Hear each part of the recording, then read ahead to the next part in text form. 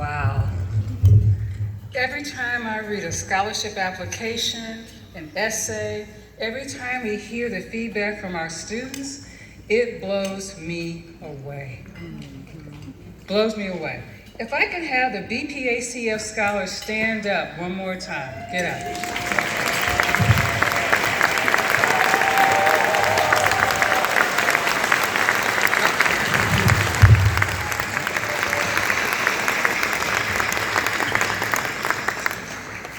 1,125 students and counting. As we walk toward $4 million over the next couple of years, because we're at 3.8 now, we're going to celebrate these students, we're going to continue to connect them, and we're going to support them. And if you know about an internship or a job, make sure you let us know through the code that's in Become a Champion sponsor. That's a code in the book. Because no child, no student should walk away not having the exposure to their career desires. There is nothing like dreams deferred.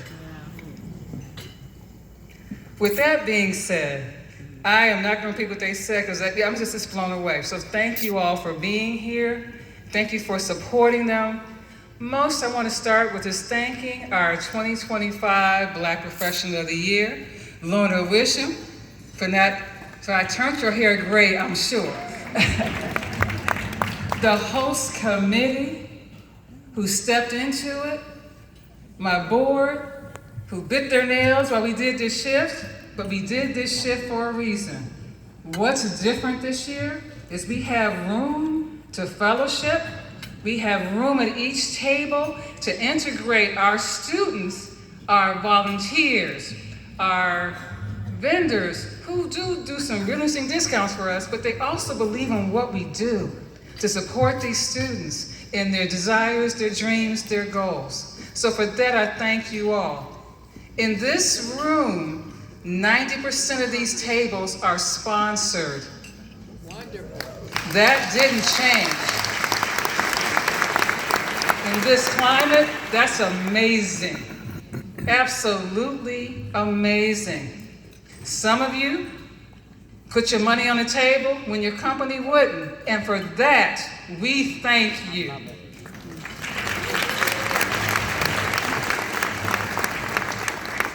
And with that, I'm going to step into this. On your table is a card. It is my pleasure to announce that we have an anonymous donor who is willing to match up to $15,000 tonight. I don't think y'all heard me on this one. $15,000 tonight. You know what that means? Let's keep it moving.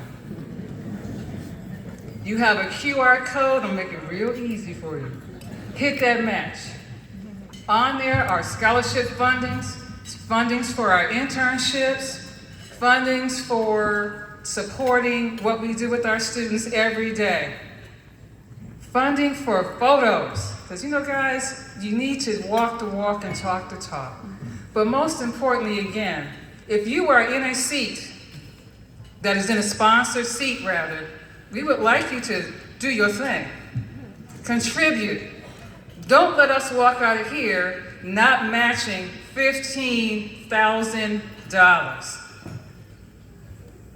It's quiet. How many of you are going to do that?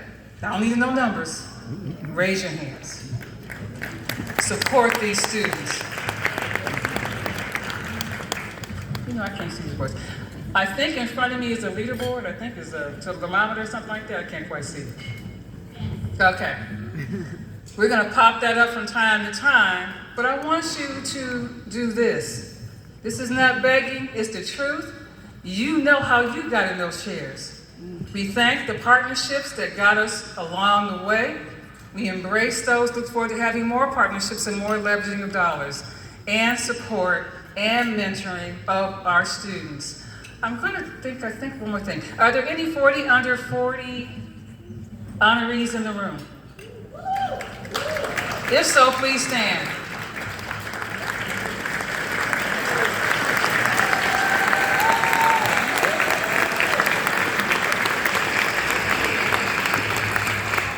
a new initiative we started in second year. The second level of essays and testimonials, again, amazing, 25 to 39-year-olds. But this is what we're talking about. This is the intergenerational movement that has kept this organization viable for the last, since 1977, to be honest. So with that, I'm gonna drop the mic, and I'm gonna call up, but continue to give, we're gonna call up Randall to the stage. Randall Shepherd.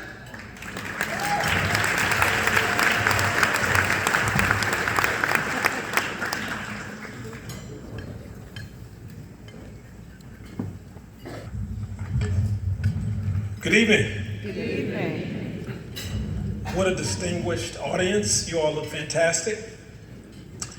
It is my honor to bring greetings and congratulations to Lorna Wisham on behalf of the honorary chairs and committee chairs for tonight's event. I would like to read the names of those individuals and ask that they stand if they are present to be recognized. Our honorary chairs include Margot James Copeland, Lee Friedman, the Honorable Marcia L. Fudge, and David Whitehead. Yes.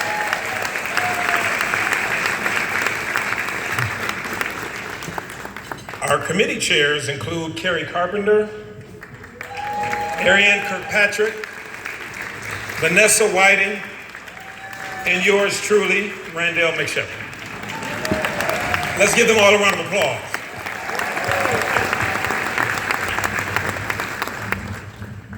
Lorna, please know that we are all very proud of you, and we're happy to see you celebrated this evening for all that you have done for the city of Cleveland and for all of us. In my opinion, ladies and gentlemen, what makes Lorna so deserving of this honor is that she has always shown up to help so many without ever asking for anything in return. She's what I would call a quiet giant who gets things done, takes care of people, and looks out for her friends. I know this firsthand, as Lorna was one of 5 African-American professionals who I teamed up with several years ago to create the Minority Board Member Pipeline Initiative in partnership with Business Volunteers Unlimited, which was designed to connect emerging African-American executives with nonprofit boards. That effort led to well over 300 African-Americans being placed on nonprofit boards. Wow. Thank you, Lorna. Come on. When I served as the chairman of the Public Engagement Committee as part of Cuyahoga County's government reform efforts, most of the committee resigned because the work became too difficult. Lorna was one of the very few who stayed committed to the assignment and continued to offer her encouragement and support. Thank you, Lorna.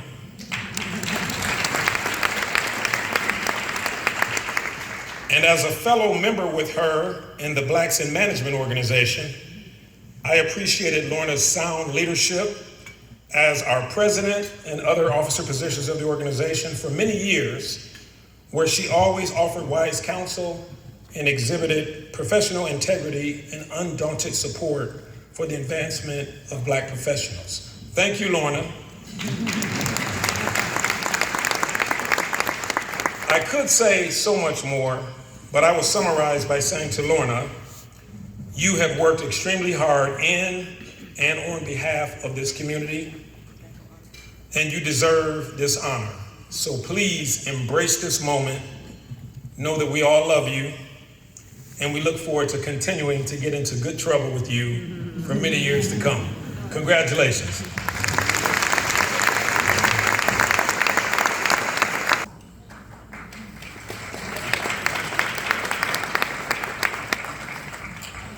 Well, do you know Lorna Wisham? Do you know Lorna Wisham? Do you know Lorna? No. Amazing, brilliant, communicator, philanthropist, leader, but she also has this warm and wonderful grace. She touches people in ways that aren't just about leadership. There's a spiritual balance that she brings to every relationship.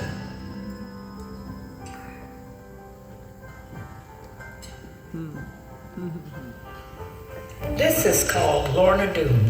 These are cookies. And I never met anybody named Lorna, and I thought it was an absolutely beautiful name, and if I ever was fortunate enough to have a daughter, I was gonna name her Lorna. I love Lorna, just like I love Lorna Doone cookies. Lorna's father and I got married in 1964, September, and by November of 65, he wanted to know why we didn't have any kids. And I said, "You want a baby?" And he said, "Yeah." I said, "Okay." And just like clockwork, there she is. Lorna and I are 3 years apart, so it's enough time and space for me to be annoying, right? We were thick as thieves growing up, along with our god brother, Harold Brown. And we spent a lot of time. We had a great childhood. I've known Lorna as long as I've been alive. Our families lived in close proximity. We used to do family vacations together. Our fathers were part of a group called Blacks in Management. She and her sister Karen both had those leadership qualities. Her father, their father, Clay Wisham, was a close friend and mentor of mine, and you could see the influence of their father and mother, Evelyn, as they grew up into adulthood. Clay had a great impact on my career. She was very close to her father, who was passed on, and he was a quiet leader, and she's adapted some of that. But she can be also very vocal when it's necessary. Lorna's a great big sister. She was a great role model. She had lots of friends. She was, sporty and athletic. She was funny. She was involved. She liked athletics, so she ran track. While we had a great upbringing living in Shaker, it was very important for us to understand what the rest of the world looked like and what the rest of the world was faced with and needed, and what we personally will be faced with because of the color of our skin. We'd be a better place if we had more people who led the way that Lorna does. So I met Lorna in 2002 while we were both serving in Mayor Jane Campbell's administration. Lorna has been my mentor since 2007, so for the past 18 years. They would always refer me back to Lorna Wisham. And as luck would have it, I reached out to her internally. And I met her initially because she was the Vice President of Corporate Affairs and Community Involvement, and my job was annually we did something called Harvest for Hunger. I first got to know Lorna about 25 years ago. I had the pleasure of serving as CEO of the Centers for Families and Children when she was on the board. Lorna went into government service, and she was actually working at the city of Cleveland, and we maintained the contact, family contact. I was moving up the ranks at the illuminating company at the time. Ironically, maybe 20 years after her father had hired me, I called her house and told her mother or father, I forgot who answered the phone, "Get me her resume as soon as you can." And one thing led to another, and she joined us at the illuminating company and First Energy as an executive. As part of the new hire paperwork that we received, there was a pamphlet with pictures and bios of all of the executive members. I could count on one hand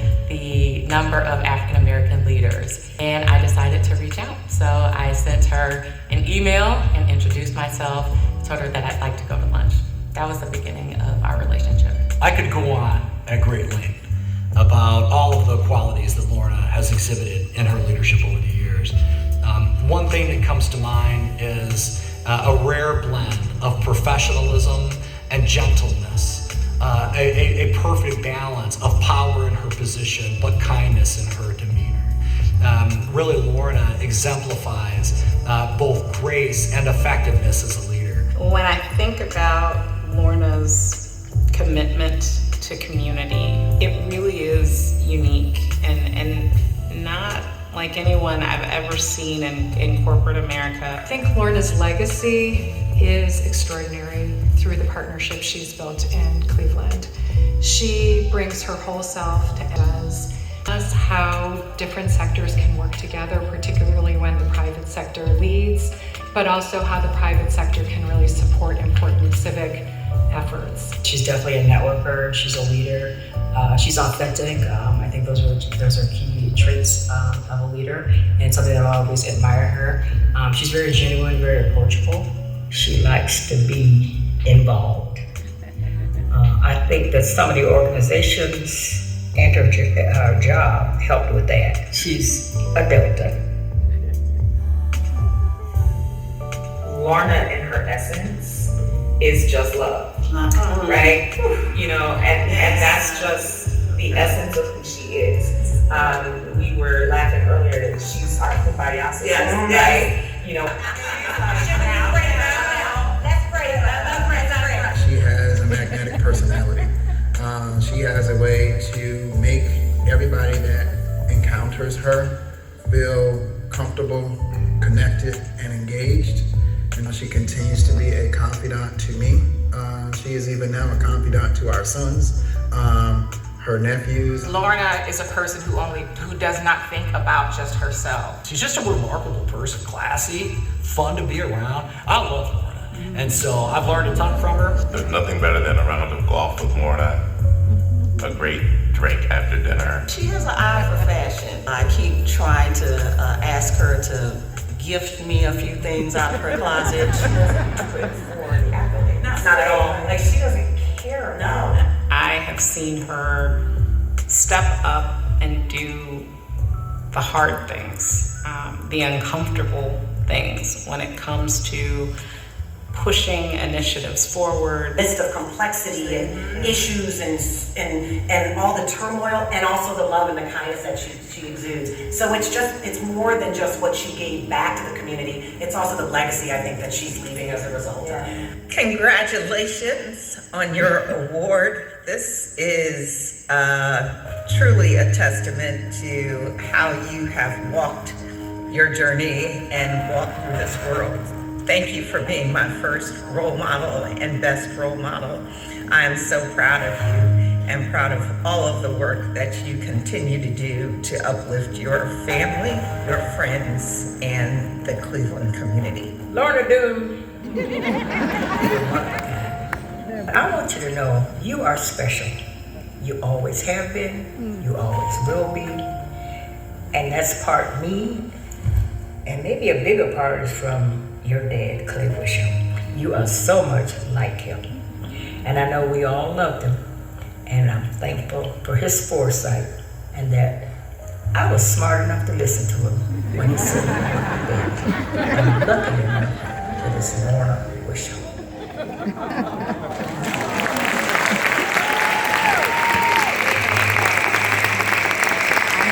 Ladies and gentlemen, please welcome the BPACF Executive Board members and the Executive Director to the stage to present the award of this year's Black Professional of the Year. Now please stand to your feet and walk to the stage. The 2025 Black Professional of the Year, Miss Lorna Wisham. Miss Lorna Wisham, everybody, our BPOY of the year. Come on now.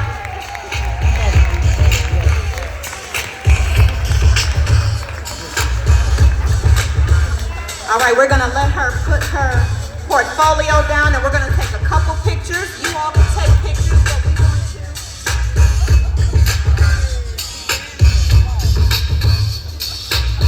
Thank you so much. On behalf, you know, he trying to kick it. The after party is after this, upstairs. We gonna kick it. All right. On behalf of BPACF, our founders, our current board members, our past BPOYs, our legacy committee, our sponsors, our friends, we'd like to present you with the BPOY Black Professional of the Year Award, and thank you for everything you've done and everything you will continue to do in our community.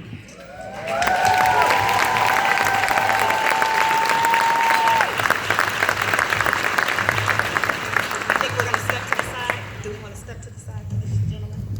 Should we step this way?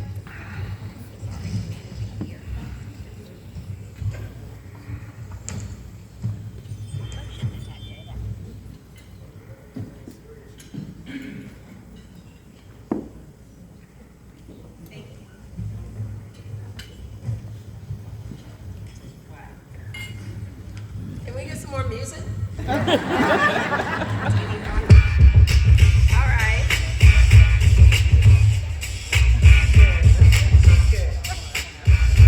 Woo. Man, this was a lot. Mommy, thank you for listening to Daddy. It is, every time I hear you tell that story about how I came to be, I'm generally embarrassed, right? But it's my birthday. It's my birthday. So I'm okay. Tell everybody that wants to know. Man, it's so beautiful to look out in this room and see so many friends. I know there's a bet how long it's going to take before I start crying, so just settle up, wherever that is. This was emotional. This whole journey has been an incredible blessing. One, I never saw coming. Two, I'm still trying to wrap my mind around it. And three, overjoyed at how beautiful this room looks. You all look fabulous. Thank you for showing up tonight. Before I begin my remarks, of course, I do need the glasses.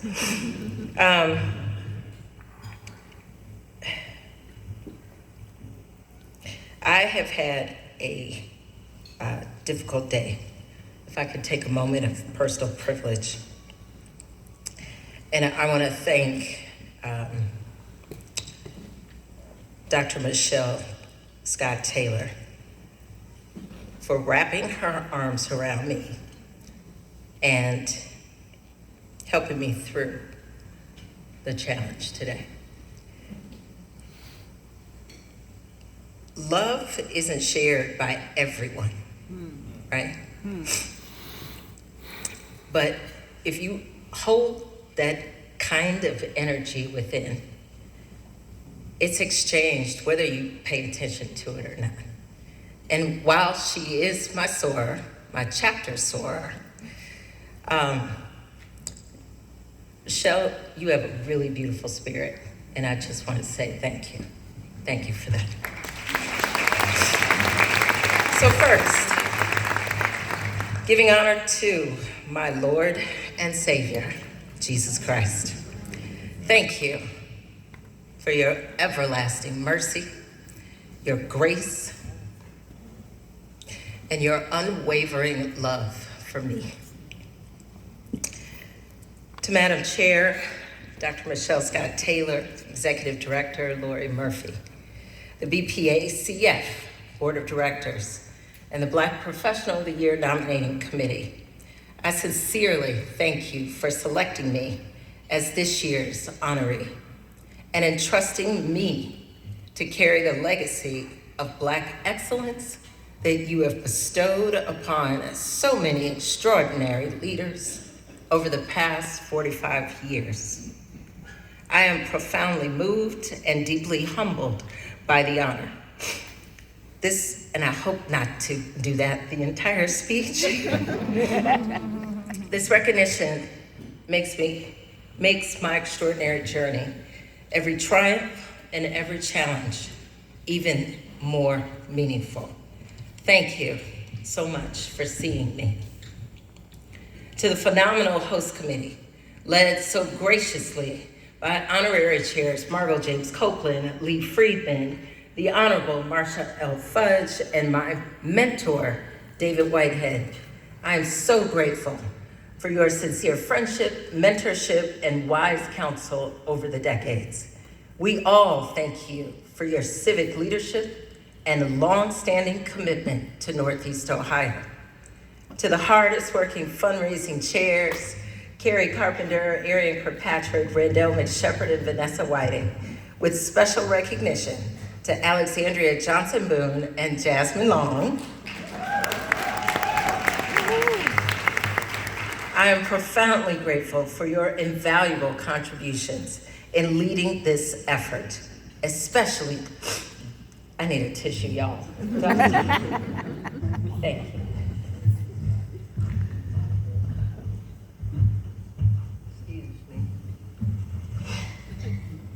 You can edit that part out. I am profoundly grateful for your invaluable contributions in leading this effort during this unprecedented time. I extend my sincere appreciation to everyone on the host committee, all of the sponsors and donors, including many of who are here tonight for the very first time in supporting BPACF. And a special thank you to First Energy, who I see are on both sides of the room here. Thank you all so much for your sponsorship. Torrance, here.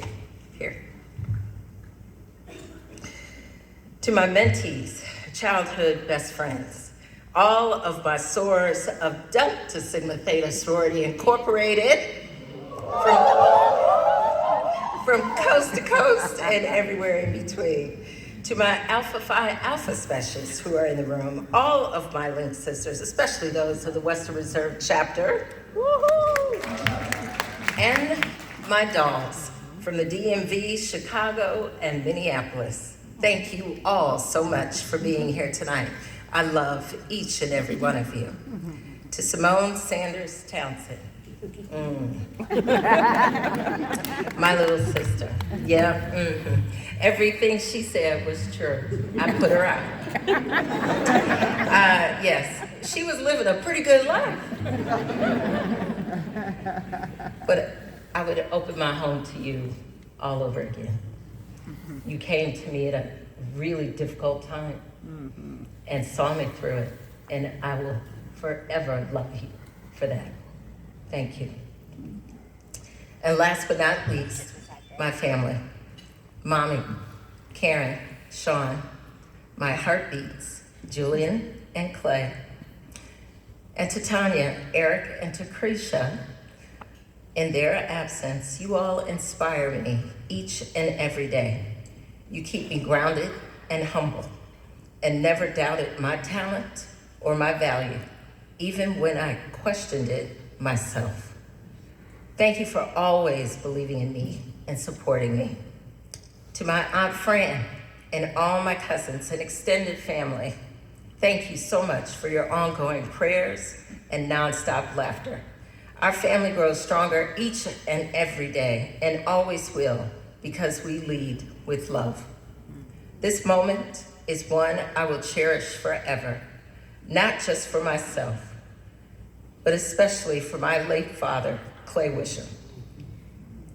He was my first love, my first role model, my moral compass, and the person who taught me the importance of legacy and duty. At the core of his life was family. He enjoyed being a son, brother, husband, father, grandfather, uncle, counselor, coach, and friend. He passed away 9 years ago, leaving behind a legacy of goodwill that opened doors for me throughout my 34-year career.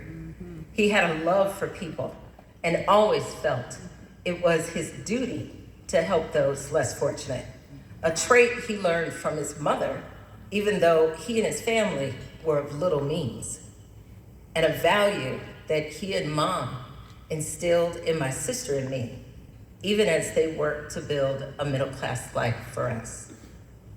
Legacy and duty are two words that have shaped my life and everything I strive to do. At their intersection, legacy gives duty its meaning, and duty gives legacy its life. As I reflect on my life and career, I had no idea how impactful my father's legacy would be for me until now. On December 13th, 1965, Dad joined the Cleveland Electric Illuminating Company, a subsidiary of First Energy, the company I retired from 6 months ago.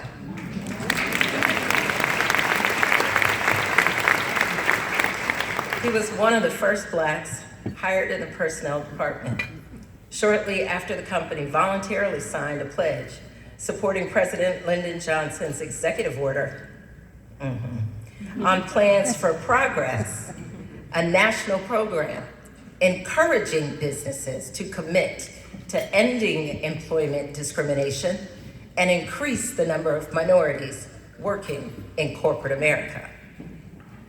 When he joined CEI, Blacks made up about 5% of the workforce. His predecessor left files with jobs labeled colored and jobs labeled white. Wow.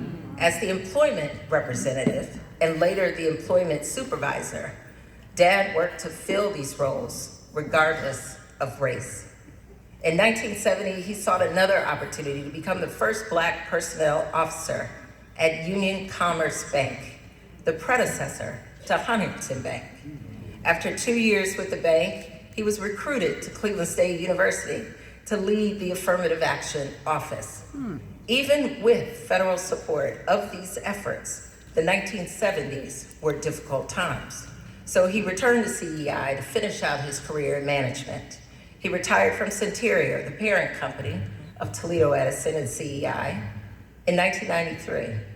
I joined CEI following David Whitehead's footsteps in 2005 as a regional vice president, continuing a generational legacy rarely achieved by Blacks in Fortune 500 companies. As I launched my 19-and-a-half-year journey with First Energy, his advice to me, do your best and do it with integrity. Dad was a simple man who embodied a quiet strength. His autobiography, From the Hollow to the Heights, offers an intimate story about family, life, and career. The first draft began as a guide for young Black professionals entering corporate America, more specifically for my sister and I. It ended as a memoir of ordinary success, sharing wisdom and lived experience about community, racial injustice, and hope. I have always believed that those who have been successful in life and are in a position to help others have an obligation to do so, he wrote. In order to give something back to the community, you must help those who are less fortunate or not have the same opportunities as you. This is particularly true for those Black men and women who work in corporate world. Black people can always use the help of other Blacks with influence. This is who Dad was, the creed that he lived by, the creed that I live by. I'm honored to be included on the BPOY list with other leaders that inspired me. Bertram Gardner, the first BPOY honoree, was an executive at Ameritrust Bank and the first Black president of the City Club of Cleveland. He mentored many, including my dad. His civic contributions were pivotal in Cleveland, and he was an active member of an organization that Randall referred to, Blacks in Management. Blacks in Management is a support network for Black managers and above in corporate Cleveland. It was founded in 1968 to provide a safe space for members to address workplace challenges while offering CEOs, community leaders, policymakers a platform to discuss the issues affecting the Black community. BIM's mission focused on economic empowerment, education, and generational impact. I grew up in BIM, literally, witnessing firsthand the transformative power of legacy and leadership.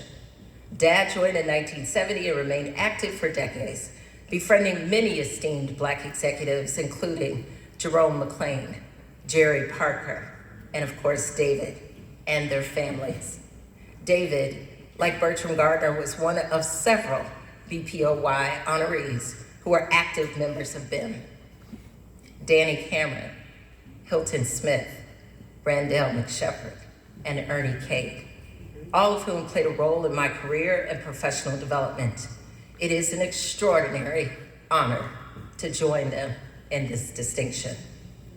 I am my father's daughter, shaped by his principles and driven by his faith in the power of purpose. 3 principles continue to anchor my journey: service, integrity, and empowerment. I believe a legacy of service helps create pathways where none existed and uses influence to open doors for others. When you're rooted in faith, principled, and compassionate, you value integrity, and it shows. And every opportunity to share your knowledge with the next generation of leaders. Where are those scholars? Raise your hands for me. Where are the babies? It leaves a path a little clearer for those like them coming behind us. For me, duty has never been a burden. It is the unyielding sense that to whom much is given, much is required. It demands that we it demands that we use our influence, not for comfort, but for change. And it demands that we be courageous, because as we know, this work, helping advance communities of color, more specifically, the Black community, has been met with undeniable obstacles and blatant vitriol, testing every measurable success that has been achieved since the 1960s. Today, we are witnessing every attempt to erase the civil rights protections that Dad and his generation fought for. However, our ancestors laid the groundwork for resilience. And despite current social policies trying to deny our rights and erase our history, we inherited a legacy from our ancestors, and it's our duty to honor it with courageous action.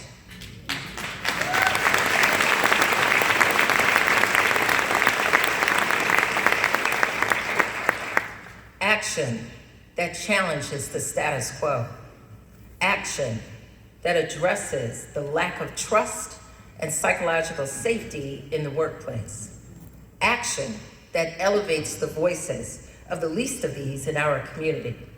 Action that preserves our social, racial, and economic equality.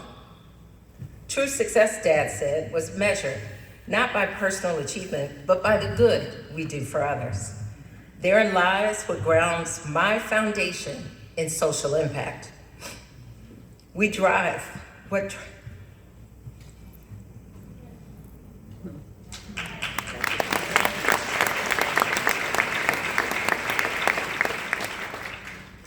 It's what drives my passion to serve others. I think that's why leading the First Energy Foundation was so important to me. I quickly came to understand the significant influence that leading a corporate foundation holds, the ability to positively impact lives and foster transformative communities.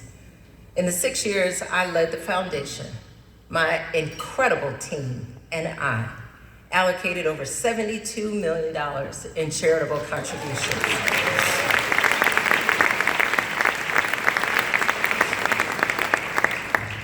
Many of you in the room tonight were recipients of some of these grants. Investments across 5 states, representing 1/3 of all giving in the foundation's history. Why do I share that? Because when legacy and duty intersect, something powerful happens. Pathways to success are created. Communities become more vibrant and livable. Educational and economic opportunities are accessible, and families and children begin to thrive. When leaders leveraging influence and access invest their time and resources, change happens. Philanthropy in its purest form is about justice and equity, not just charity. Say it. Corporate and community foundations, or those with influence over charitable giving, should understand that it's about redistributing opportunity, not just resources. It's about recognizing our shared responsibility to serve our community, investing in education with organizations like BPACF brings hope and optimism as new leadership emerges. Out of curiosity, How many of you were past BPACF scholars? Do we have any former scholars? Could you stand for me, please? There you go. Oh, I can't see.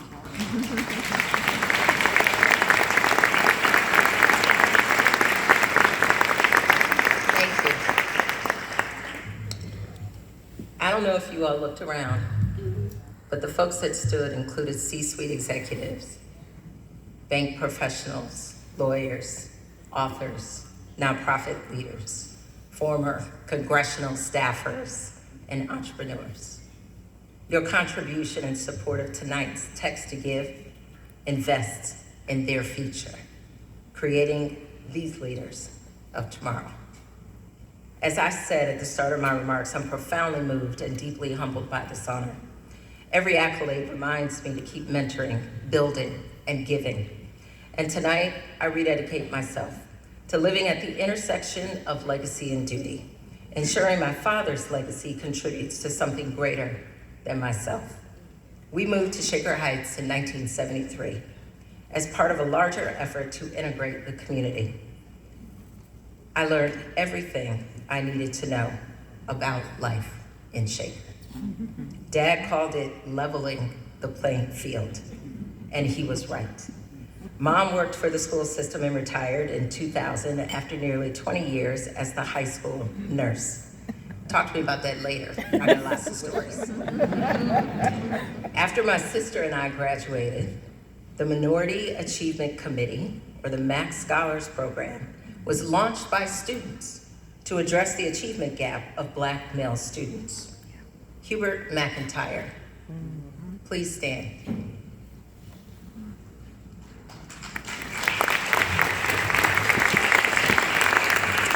As a longtime advisor to the MAC Scholars, I believe you would agree that parents of MAC Scholars want the same thing for their children that Dad wanted for us when he enrolled us in Shaker schools.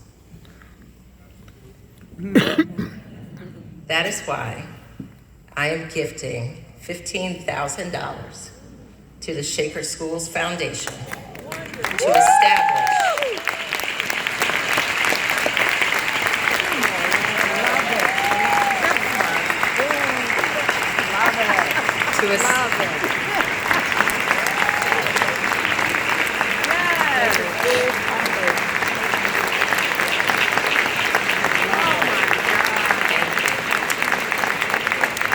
to establish the Evelyn and Clay Wisham MAC Scholars Fund. Love it.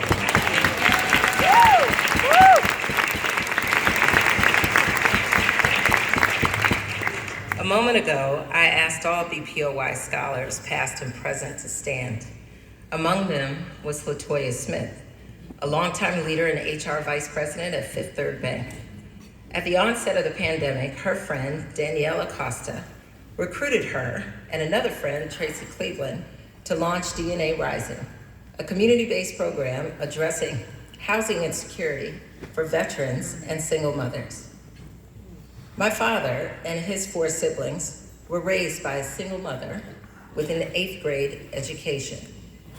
Despite their limited financial means and frequent moves when he was a child, they absolutely lived with dignity, similar to the program that you provide.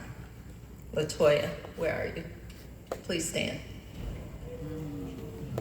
As you celebrate your 5th anniversary with the goal of raising $15,000, I am willing to match that goal because I know you are close.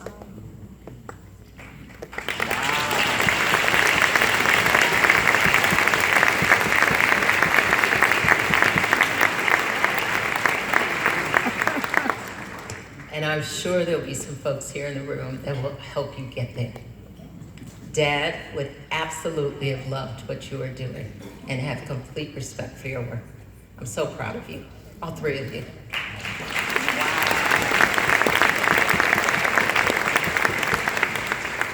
Kiramu House Theater is the oldest Black public theater in the country, and it's a national treasure right here in Cleveland. Many of the great authors, playwrights like Langston Hughes, Zora Neale Hurston, and actors like my soror, Ruby D, James Pickens, made Karamu their second home. Karamu in Swahili means a place of joyful gathering. And for many years, Blacks in Management met in the Stokes Room at Karamu for its monthly meetings, different events. Karamu CEO Tony Sias, please stand.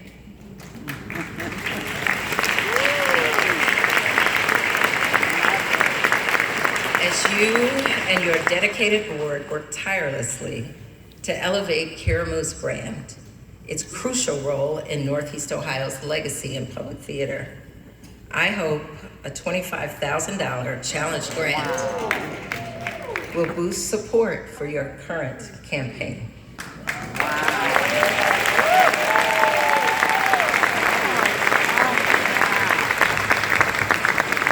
Earlier tonight, a VIP reception included a performance by students at the Tri-C Jazz Fest Academy with special guests, my incredibly talented nephews, Julian Hudson on trombone, stand up, Jules, wave to the people, and Clay Hudson on drums. Thank you both so much for doing that. I have served on the Tri-C Foundation Board for nearly 2 decades. Dr. Thornton, Dr. Johnson, and now Dr. Michael Baston have transformed the model for community colleges, benefiting our community for years to come. Before transferring to the University of Akron on the advice of Dad, I took classes at Tri-C, which deeply impacted me and later solidified my commitment to the college. During Clay's internship here this summer with the mayor's office, we attended the Jazz Fest kickoff at the City Club, featuring Dominic Farinacci and the students of the Tri-C Jazz Fest Academy. We discussed the importance of these programs, especially in the current climate where arts programs are being eliminated. Dr. Baston, are you here? He's not here. All right, Megan O'Brien. Megan O'Brien, please stand. Oh, okay. Everybody from Tri-C, please stand. I'm okay with that.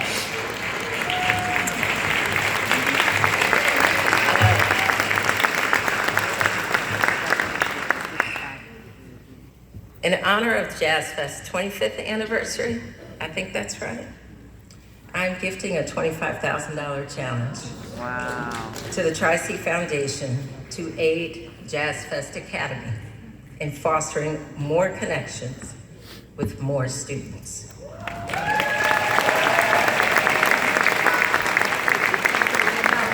I'm also offering my nephews, Clay and Julian, to come teach a master class. And lastly, the challenge match that was announced with the text to give for a total of $15,000. Where do we stand? About 95.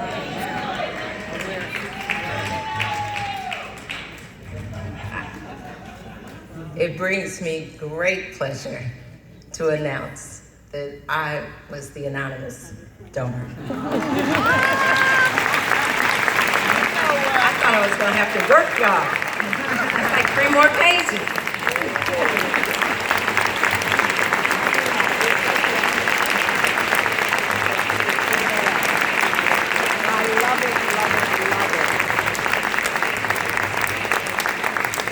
So you can keep going, 18,000, but I'm stopping at 15. I'm stopping. You guys can keep going, but I'm stopping at 15. As I close, I want to leave you with this. Legacy is our responsibility, plain and simple. Nice. In this room sit CEOs, public servants, philanthropists, artists, scholars, business people, people with the power to shape what comes next. So I ask you, don't just celebrate me tonight. Commit to lifting someone that you know or someone you don't know as you climb. Commit to using your influence when others remain silent. Commit to making sure that our children inherit not just our success, but our courage as well. We cannot afford to be silent. Let me say that again. We cannot afford to be silent.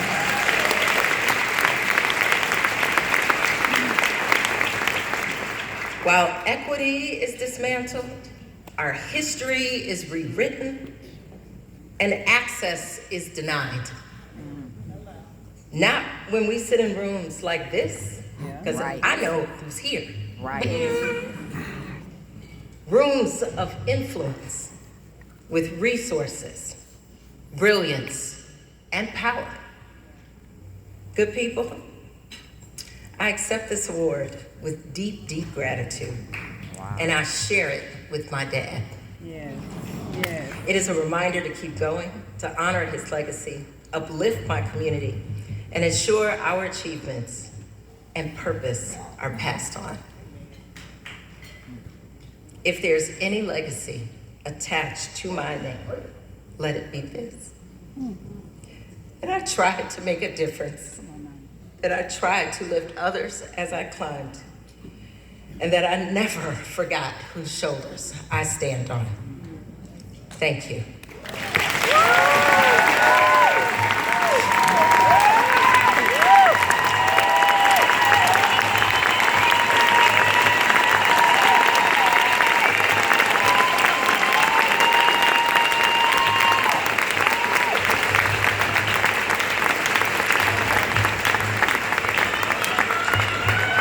Ladies and gentlemen, it's my pleasure to welcome my childhood friend. Make some noise for Mr. Tyson Mitchell, the Vice President of BPACF, to the stage right now. It's funny. I used to carry DJ Ellery's records to get into the clubs free many years ago. Good evening. I am Tyson Mitchell, and I'm the Vice President of BPACF. What an amazing testimonial by our Black Professional of the Year. As you can see, they're still giving love over there to the left. Northeast Ohio's own Lorna Wisham.